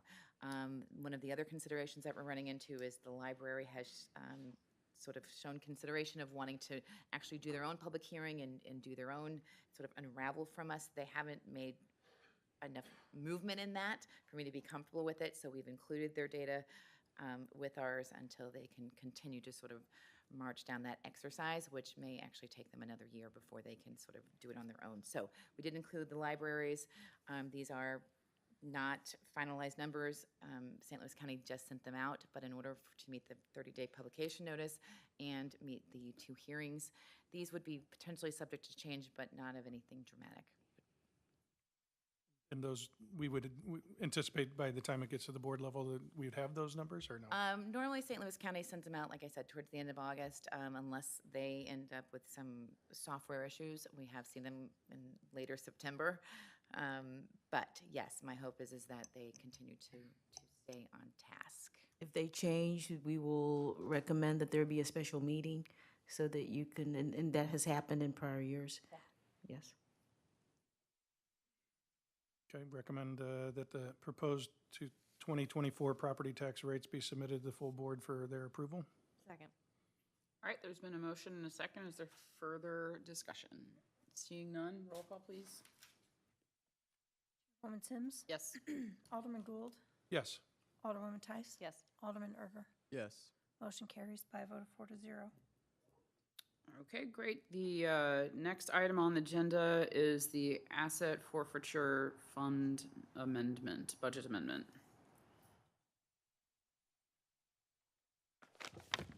Good evening. The police department requested a budget transfer for 2024 to pay for items out of asset forfeiture. As you know, the asset forfeiture account, which is right around $300,000 currently, can only be paid for items out of the police department. And those are specific items that you have listed in your memo. I was going to go through these briefly. A couple of them are kind of self-explanatory. The secure storage case for the garage, as you see on your list, is $3,500. The employee photo wall exhibit for the police station is a kind of a remake of what was on the wall and fell off the wall. So we were forced to actually go to someone professional to be able to do this. So that's included. The other two, just so you're aware, the kitchen upgrade, that kitchen is about 24 years old now. We took this to public safety last week and explained to them that the kitchen upgrade has to be approved through asset forfeiture by the federal government in the equitable sharing agreement. What that means is it's a little vague on what you can spend money on when you really read about this particular item.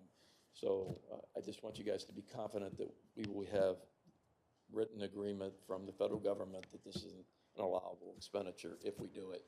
So you look at the verbiage in the equitable sharing and it says that you can do upgrades using and pay for equipment.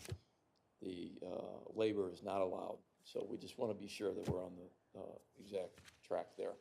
So if they disallow it, then one of these items, in fact, the biggest cost dollar there, we won't do, obviously. The last thing I was going to mention off this memorandum was the pistol upgrade. So the handguns that we're asking have an upgraded sight system, which makes our officers more accurate in their sight and use of the weapon. This is something that's really going into law enforcement nationally. We have trained on these guns in our department already. So we will have train-the-trainers, officers here in place as we transition into these weapons, who obviously we will all qualify on these guns and be up to speed with them. It's a huge upgrade from what we have currently, which are the traditional metal sight shooting platforms. Be happy to answer any questions about it. What we're asking is for your consideration to send it to the board for approval. The only thing I'll note is that when this came before public safety, the recommended expenditures were approved unanimously. Good, yeah, thanks. I guess, so just to be clear, if you're not gonna be able to, the total budget for the break room is of potential 60,000. That includes labor? That's not just, or that doesn't include the labor? That was just the equipment. Just the equipment The and, appliances and all of that kind of thing, yeah. okay. And so the cost for the labor will be paid out of what, budget? Probably working with Public Works, I guess we've already talked to Public Works. Oh, and they Public Works maybe install? Could be, yes. Okay, okay. I mean, and then there was, at one time, there was some discussions about maybe do we look at a long-term plan for moving the police department?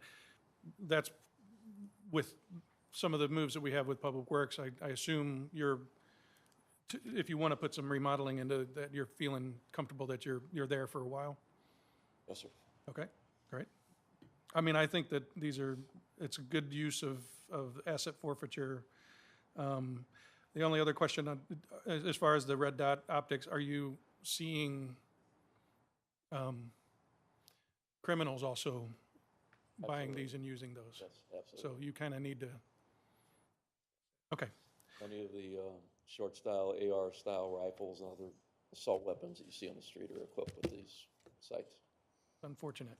Okay, well, I'll make a motion that we recommend an asset forfeiture budget amendment, allowing the funding of these projects to be forwarded onto the board for consideration.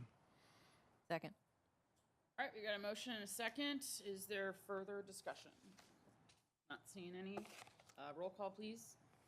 Chairwoman Sims. Yes. Alderman Gould. Yes. Alderwoman Tice. Yes. Alderman Erger. Yes. Motion carries by a vote of 4-0. Okay, thank you very much. Alderwoman Sims, I just want to provide clarification because we didn't mention it at this meeting, but we had mentioned it in prior meetings that the 60th percentile that the board would be considering would be retro to January 1. We need to amend Yeah. any of the motions? Then it would provide clarification that that was your intent Well, as I'll well. amend the motion that I made, and I think I seconded it, Yeah. right? I'll second the amended motion that be retro. To January 1. Thank you. Yes. You'll make that look Yes, smooth, right? yes. do we need to revote? I don't think so. The vote is the same unless it's not. And- Yeah. and- Vote yeah. is- My vote is the same. My vote's the same. Okay, moving forward, the next item on the agenda is citizen comments. If anyone, either in the gallery or online, would like to come forward and address the committee, you'll have 3 minutes, and we just ask that you state your name and your address.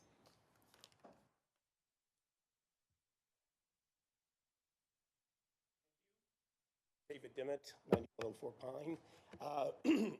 I was in Jefferson City today, and the reason I was down there is because I chair one of the 4 committees for the Missouri Municipal League.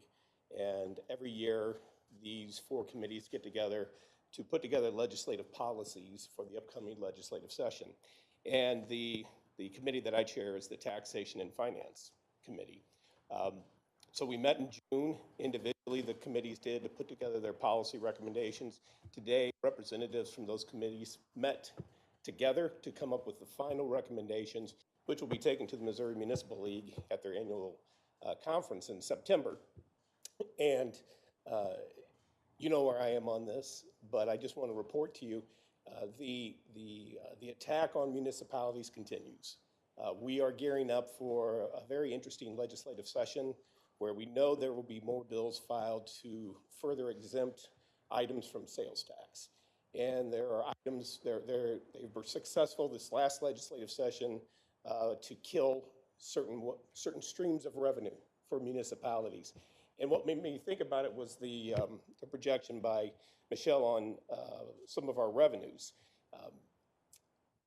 Cable is one, for instance.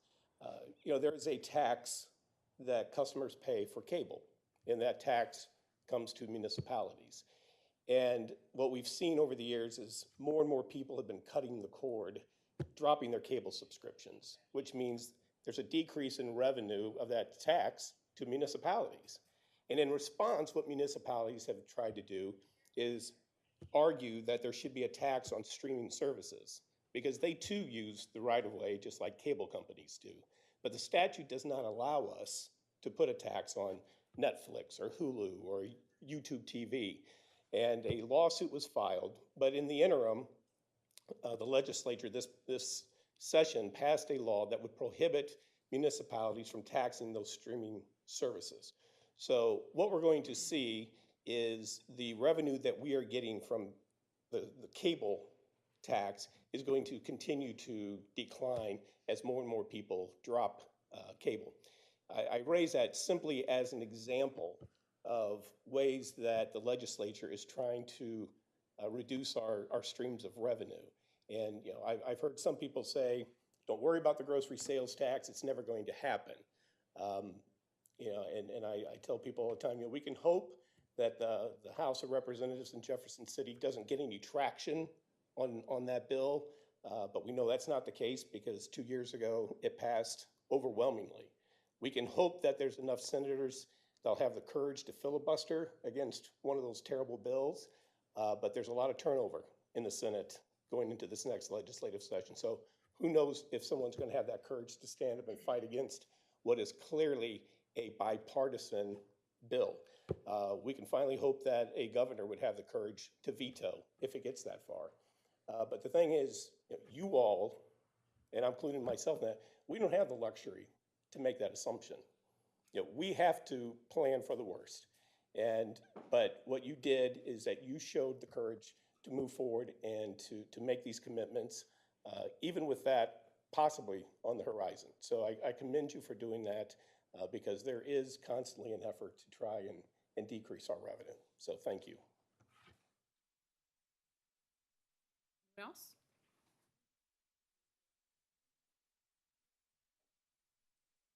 Good afternoon, ladies and gentlemen. Sergeant Lang with Brentwood Police Department. I've been a police officer here for over 17 years. When I started, Brentwood was considered among the top places to work as an officer. There were over 300 applicants when myself and Lieutenant Bowersox first applied. Since then, we have lagged significantly in pay and benefits compared to surrounding agencies in our region. This has resulted in a far smaller number of qualified applicants for the openings that become available. Chief Speece has done an excellent job in recruiting the best and brightest in the area for over the past several years, but that well has run dry. With rising salaries and benefits of surrounding agencies in the greater St. Louis area, many applicants are going elsewhere, and we're now lucky to receive any. The Society of Human Resource Management states protective workers such as police and fire and EMS are among the top most difficult positions to fill in 2024. It costs more than $100,000 to replace a police officer and more than $175,000 to replace a firefighter and paramedic. It's far more cost effective to retain than it is to rehire. At the 70th percentile pay scale, the city of Brentwood is competitive for the surrounding areas. At 60%, we are not. There's a $367,506 cost difference between the 70th percentile pay plan and the 60th percentile. Employees have stated they will leave if it's less than 70th percentile. If it's decided upon, there are several already actively looking for employment outside the city. The $367,506 savings difference between the 70th percentile of pay and the 60th will quickly be lost when officers, firefighters, and other employees leave for better benefits and pay. That savings will be eaten up in the costs involved in recruiting, testing, performing background investigations, hiring, and then training. This doesn't begin to take into account the additional added costs of overtime, which are now required to cover shifts, plus the increased costs in sick time as overworked employees get run down by never being able to take time off. I'm almost certain that choosing the 60th percentile pay scale and ignoring the time and position will absolutely result in a number of excellent employees leaving for better pay and benefits elsewhere. I've had officers come up to me and show me communications offering them $15,000 more a year at other agencies. This is directly related to being started at the appropriate pay scale regarding their experience and training. Most agencies are currently offering 1-for-1, meaning 1 year of experience, 1 step of pay. Therefore, a police officer with 7 years of experience would be starting at step 7 of the pay plan. When an officer can leave Brentwood and get better pay and benefits at a neighboring department, why wouldn't they? I've been here for 17 years, almost 18. Many of us have. We enjoy working here. We would like to stay here. But that's going to come from you guys. Police and firefighters network like any other private or public sector employees. I say this because word is out that Brentwood is no longer competitive in the job market, and that means that far less applicants are going to put in for opportunities with Brentwood. This is ultimately going to result in lower quality applicants with less of them to choose from. I'm certain there will be an argument made that the city of Brentwood cannot afford to go to the 70th percentile without steps or time and position. However, I believe you cannot afford to do otherwise. Thank you for your time.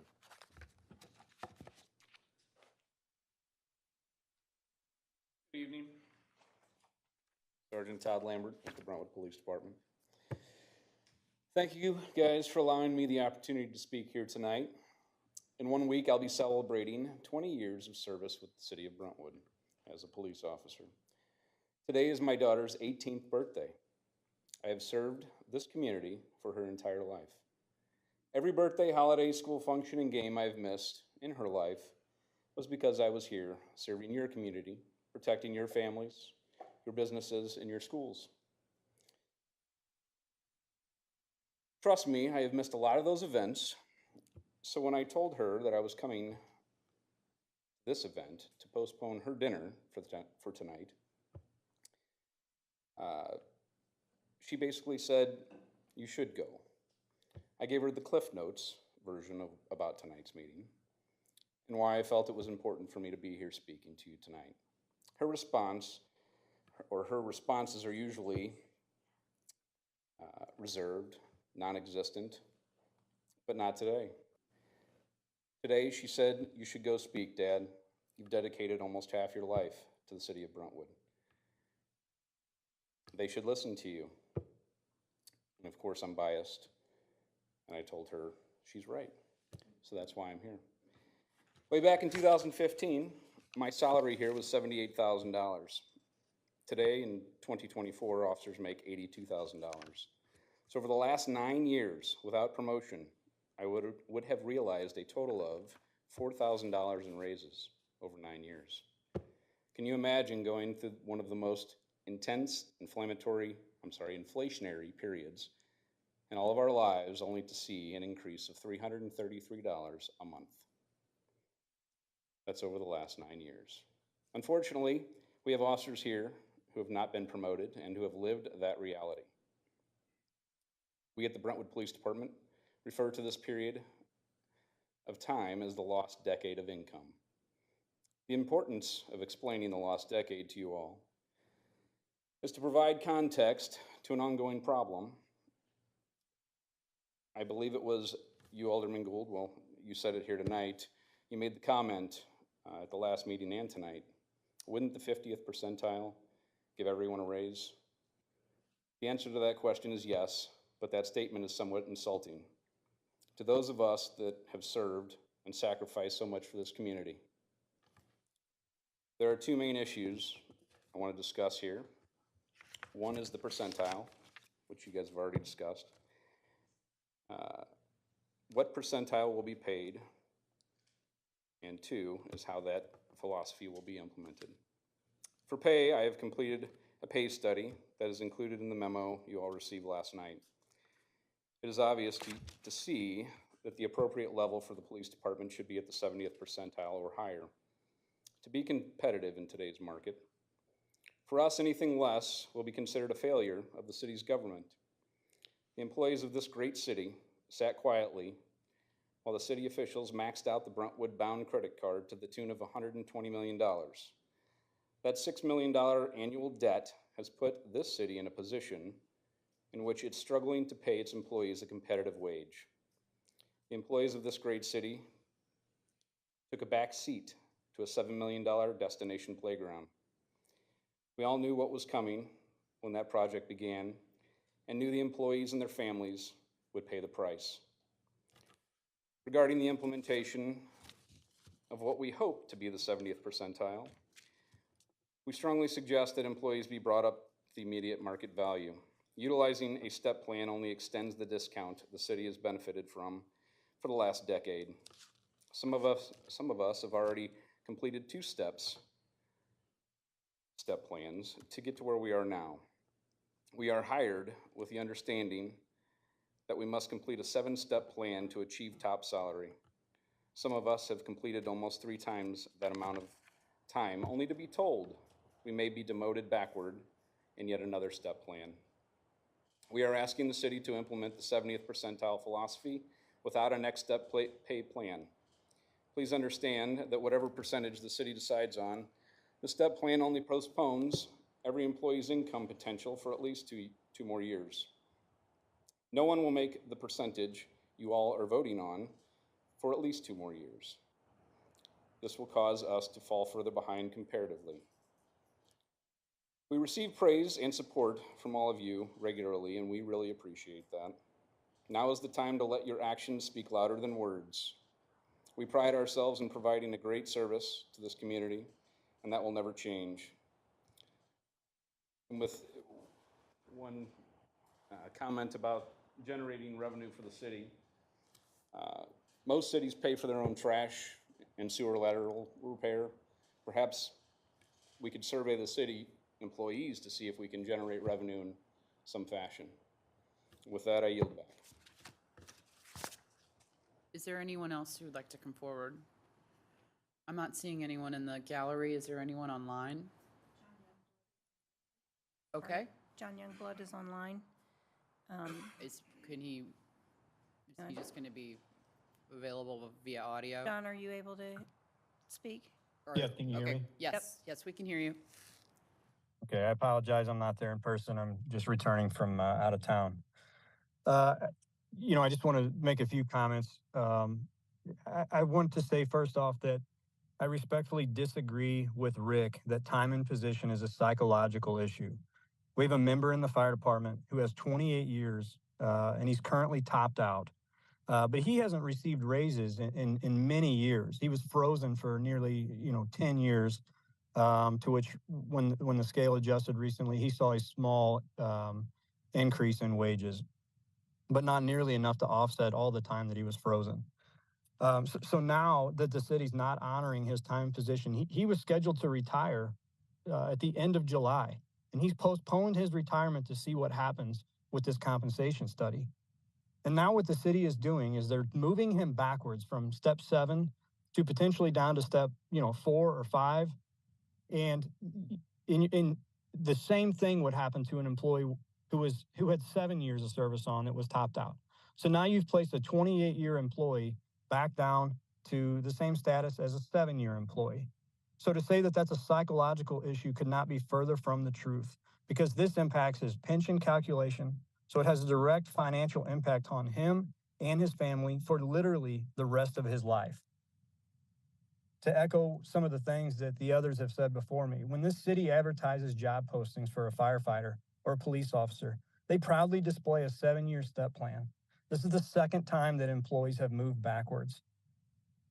We also heard Rick say that we've seen double-digit inflation, but we haven't received double-digit raises. Our wages have been so stagnant. We just closed our application process. I think we have 5 applicants who meet the minimum standards required to be a firefighter in the city of Brentwood. You are on track to lose a large number of employees by backsetting our steps. It's just going to happen. I've already had many people reaching out to me. There's a lot of places hiring right now, and they're asking me, is this a good place to go? And I'm not going to tell these guys anymore that things are going to get better, because the board has shown that they don't care about loyalty to the city and the dedication that we have. Shame on this city for exploiting their workers and taking advantage of us. Our families have taken it on the chin year after year so that the city, can enjoy cheap labor, but they expect excellence in everything that we do. So I'm asking that as this goes before the full Board of Aldermen, that they reconsider some of these decisions that have been made tonight. Because if you don't, you're going to lose the fire department and the police department and every other department in this city. Your decisions will impact generations going forward, and it greatly reduces the level of services that your residents deserve. That's all I have. Thank you. Is there anyone else online? Not seeing anyone coming forward in the gallery. All right, thank you everyone for this evening. Seeing no further business, this meeting is adjourned.